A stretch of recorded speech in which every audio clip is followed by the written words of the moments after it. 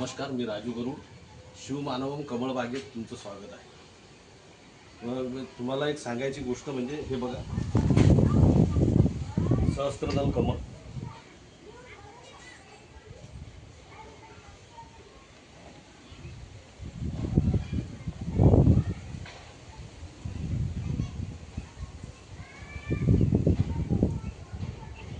आणि एक सांगायची गोष्ट म्हणजे तुम्ही टब बघू शकता याचा.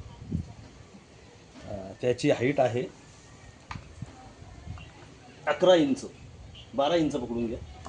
आणि त्याची लांबी आहे 17 इंच. ही 17 इंच त्याची लांबी आहे आणि हाईट त्याची 12 इंच आहे.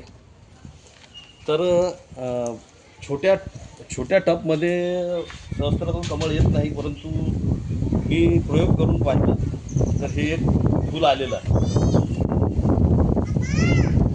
आणि यात म्हणजे पॉटिंग मिक्स म्हणजे व्यवस्थित केलं मी.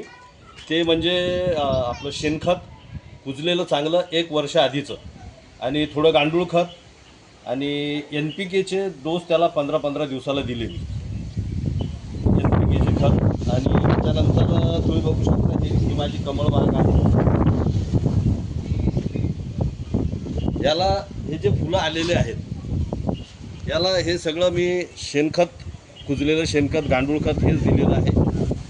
आणि हा माझा सहस्त्रदलाचा टब आहे. आता याला एरियल लीफ चालू झालेले. याच्या अगोदर याला 5 फुलं आलेले होते. आता एरियल लीफ चालू झालेलं, आता फुलं येतील याला. परंतु त्याला म्हणजे याच्या अगोदर तिथं फुलं आले. त्यानंतर हे बघू शकता तुम्ही,